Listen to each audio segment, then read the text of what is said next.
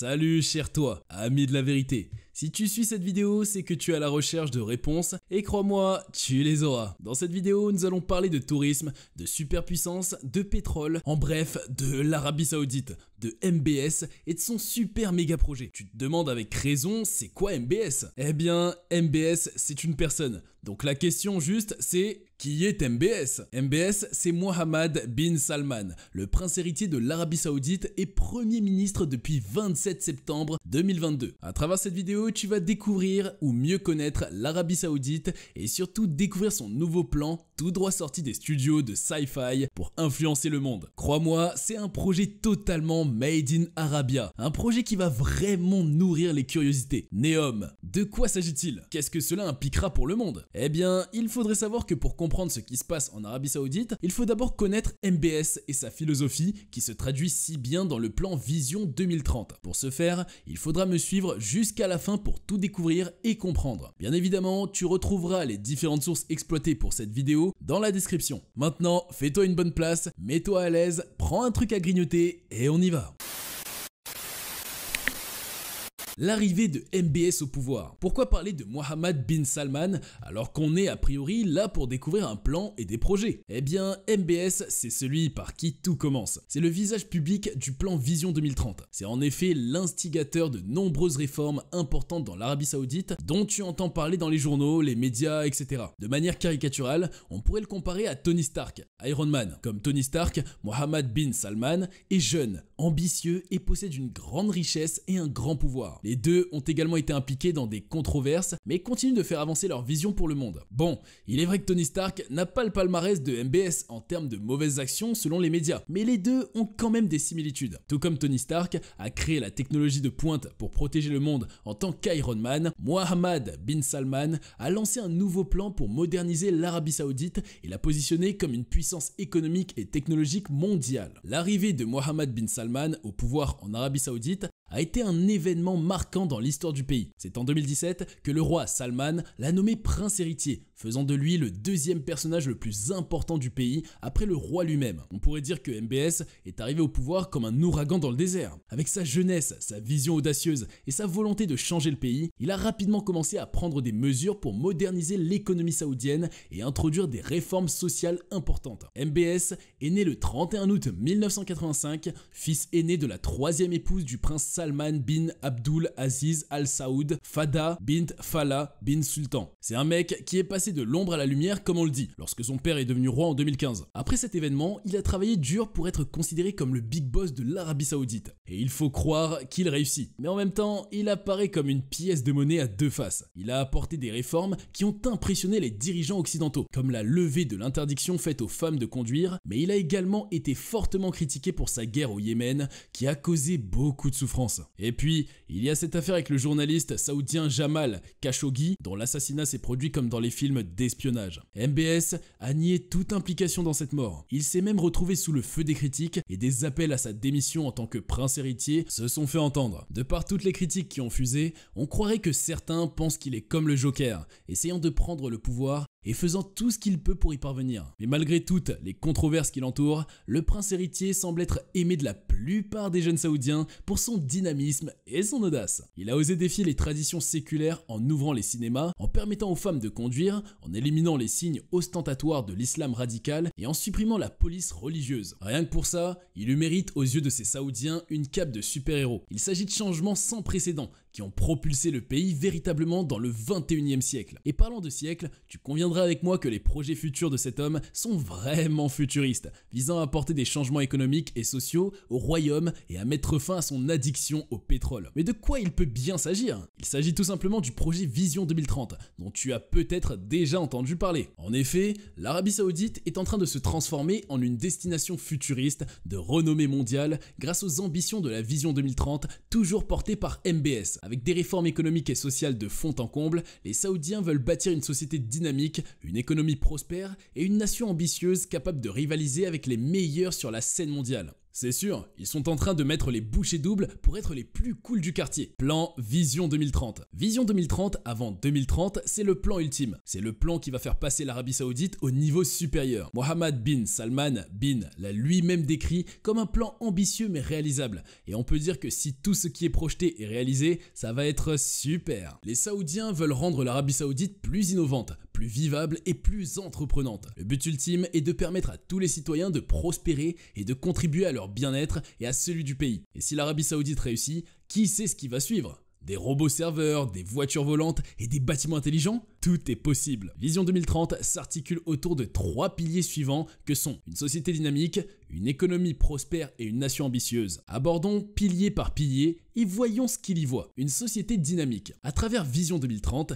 MBS veut donner aux citoyens une vie de rêve. Santé, éducation, sécurité, tout ça dans un environnement où on peut vivre sa foi et son héritage culturel en toute tranquillité. Et ça marche, car une société heureuse, c'est la base d'une économie qui roule. Vision 2030, c'est le héros qui appelle les Saoudiens à être fiers de leurs identités nationales, de leur culture et de la modération pour aller de l'avant et réussir ensemble. C'est puissant! Selon vous, qu'est-ce qui peut vaincre une société unifiée et soudée? Une économie prospère. L'une des missions que porte Vision 2030 est de diversifier et développer l'économie pour que chaque Saoudien puisse avoir sa part du gâteau. Pour cela, ils vont mettre l'éducation à jour pour enseigner aux jeunes les compétences dont ils ont besoin pour conquérir le monde. De plus, le projet prévoit qu'un coup de pouce soit donné aux petites entreprises et aux entrepreneurs pour qu'ils puissent se frayer un chemin vers le succès. Une nation ambitieuse. L'un des objectifs de Vision 2030 est de rendre le gouvernement plus efficace et de promouvoir la responsabilité sociale. Un gouvernement doit être comme un super-héros capable de faire tout ce qui est nécessaire pour aider son peuple, faire face à tous les défis et protéger les intérêts de tous. Venons maintenant sur les projets touristiques qui constituent une grande partie de l'ensemble du plan Vision 2030. On peut noter en l'occurrence le développement de la mer Rouge, le projet Amaala,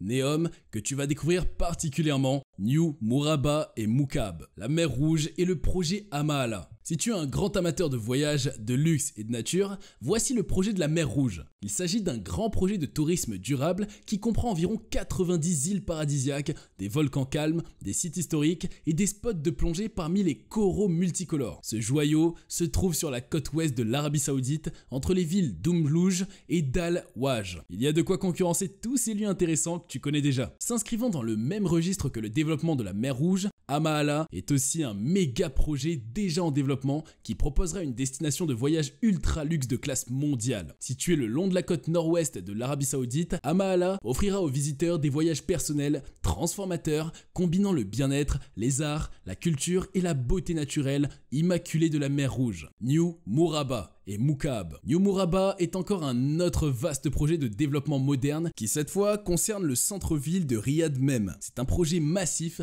qui va rendre cette ville encore plus incroyable. On parle de 8 km² de rêve éveillé, c'est environ un tiers de la taille de Manhattan. Ils ont prévu toutes sortes de trucs pour que les visiteurs puissent s'éclater. Des bars, des restos, des boutiques, des musées, des attractions touristiques, même une université de design. Et le clou du spectacle, c'est Moukab, une structure cubique ultra moderne qui sera le cœur battant de tout ce bazar. Qiddiya, la ville de la fête en Arabie Saoudite. Bon, pour que tu te fasses une idée plus claire, c'est 3 fois plus grand que Disney World en Floride. Cette ville est dédiée au sport et aux arts. Il sera possible de glisser sur des toboggans aquatiques et faire des batailles de boules de neige dans les parcs à neige. Mais ce n'est pas tout. Il y aura aussi des stades de sport ultra modernes et des écoles pour apprendre des trucs cool. Et tu sais quoi ? Ils pensent qu'ils pourront attirer 14,5 millions de visiteurs par an. C'est énorme et ça va contribuer pour environ 4,5 milliards de dollars au PIB du pays. Qui a dit que les Saoudiens ne savaient pas s'amuser ? D'ailleurs, l'Arabie Saoudite se lance dans le sport, toujours pour rester fidèle au plan Vision 2030. Et à ce propos, si tu es un vrai fan de foot, alors les derniers news ne t'ont pas échappé. Al Hilal, Al Nasser, tout ça c'est l'Arabie Saoudite. Et qui dit Al Nasser dit SU. Ils ne sont pas passés par 4 chemins. Ils ont déposé un salaire annuel à 200 millions de dollars pour faire venir la superstar, la légende Cristiano Ronaldo. Ah oui, ils ont mis le paquet. L'Arabie Saoudite compte sur cette stratégie pour montrer que le pays est ouvert, global et diversifié, prêt à rivaliser avec les plus grands. Ça rigole zéro. Il n'y a pas que le foot. Ça parle de méga projets sportifs qui vont faire bouger les choses au Moyen-Orient. Il y a désormais le Grand Prix de Formule 1 d'Abu Dhabi et le premier événement en direct de la WWE en Arabie Saoudite en 2023. Ce n'est pas rien ça. Tout ça devrait permettre une augmentation de 30% du tourisme sportif et rapporter la bagatelle de 600 milliards de dollars. Du sport, des dollars et des emplois, tout le monde y gagne. Maintenant, nous allons aborder le super projet NEOM, le projet qui attire le plus les regards et dont la concrétisation pourrait constituer un symbole de grandeur de l'Arabie Saoudite dans le secteur du tourisme mondial. C'est quoi donc NEOM? Le projet NEOM. NEOM est une ville futuriste qui est en train d'être construite dans le nord-ouest de l'Arabie Saoudite, dans la province de Tabouk. Ça va être une ville intelligente avec toutes les dernières technologies et innovations existantes, qui sera autonomisée par l'utilisation de données et de l'intelligence afin de créer un environnement durable et super futuriste. Elle fonctionnera comme une destination touristique majeure. Elle est située au nord de la mer Rouge, à l'est de l'Égypte par le golfe d'Aqaba et au sud de la Jordanie. Bien évidemment, étant le cerveau derrière Vision 2030, le prince Mohammed Ben Salman est celui qui initie la construction de cette ville pharaonique en plein milieu du désert. Elle serait prévue pour une superficie de 26 000 à 26 500 km² pour plus de 500 milliards de dollars de coût. NEOM comprend différents sous-projets tels que Trojena, Oxagon, Sindala et The Line. Commençons d'abord par The Line. C'est presque la plus importante du lot en matière d'investissement. Le projet The Line consiste en la construction d'une ville verte futuriste. Elle est d'ailleurs déjà en cours. Elle veut être entièrement alimentée par des énergies renouvelables et dépourvue de voitures. À la place, les gens se déplaceront en utilisant des modes de transport plus respectueux de l'environnement, comme des vélos et des trottinettes électriques. The Line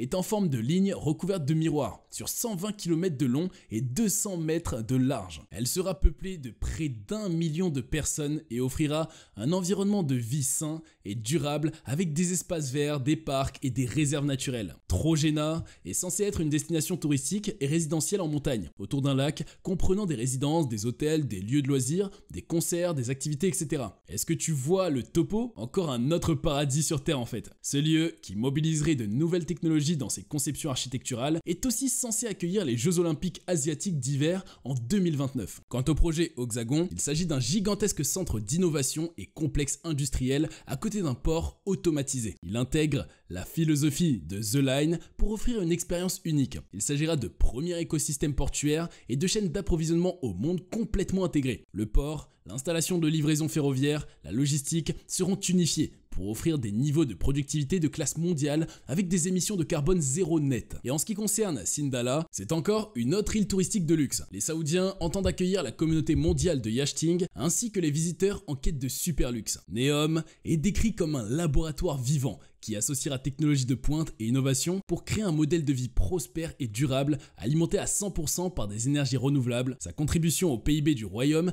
devrait atteindre 48 milliards de dollars d'ici 2030. Mais sa contribution à la planète pourrait être encore plus précieuse. Il s'agit d'un modèle pour les villes durables de demain. Les Maldives, Bora Bora, Bali ou encore les Seychelles ont de quoi s'inquiéter si NEOM venait à être parfaitement réalisé. Mais en dehors du fait qu'il s'agit d'une ville qui va tout renverser, sa construction ne constitue-t-elle pas un danger? En matière d'environnement et de toutes les problématiques d'actualité, le risque en vaut la chandelle? Tout ce que je viens de te présenter, qui ressemblerait à une pub, qu'est-ce que ça implique pour le monde? J'imagine que durant les minutes précédentes, quelques inquiétudes te sont venues à l'esprit. Qu'implique le projet Vision 2030 pour le monde? Dans un premier temps, on va reconnaître que tous ces projets épiques, c'est du sérieux et c'est aussi vital pour l'avenir du pays et de la région. Ils attireront plein de monde, les touristes, les investisseurs, les entreprises et même les talents. Mais on peut lire sur internet par rapport à ces méga projets de nombreuses critiques. Plusieurs traitent tout ça de gigantesque, mégalo, utopique, pas du tout écologique. Bon d'ailleurs, il serait tout à fait légitime que tu te demandes comment faire un lac à 1500 mètres d'altitude dans un pays où 50% de l'eau vient de polluantes usines de dessalement. Aussi, comment faire tomber de la neige pour skier dans la région? Comment combiner travaux dignes d'une dynastie de pharaons et respect de l'environnement? Comment peut-on croire que la protection de la planète dépendra uniquement de la technologie? Certains prétendent, avec un humour noir, que la poudre blanche sur laquelle glisseront les skieurs ne sera pas de la neige, mais la poussière d'os des milliers de travailleurs étrangers qui mourront au cours des travaux. Ouais, cette image est vraiment trash, mais elle souligne les antécédents de la région en matière de droits de l'homme. Plusieurs disent aussi que NEOM ne s'adresse qu'aux super riches. Quand je pense qu'ils ne feront pas tout ça pour quelques sous, je me dirais que ce qu'ils pensent, ceux-là n'ont peut-être pas tort. The Line, Le projet phare est souvent pointé du doigt pour son côté utopique. Et niveau écologie, c'est la catastrophe, avec sa longue forme de miroir qui bouleverse l'écosystème du désert. Les inégalités sociales, la collecte de données numériques, tout ça commence à faire beaucoup de mauvais points. En prime, quelques 20 000 membres de la tribu des Oweita ont été forcés à quitter leur territoire ancestral. Un homme qui refusait de céder son terrain aurait été tué par les forces de sécurité en 2020. Il y a quand même de quoi être choqué. Et toi,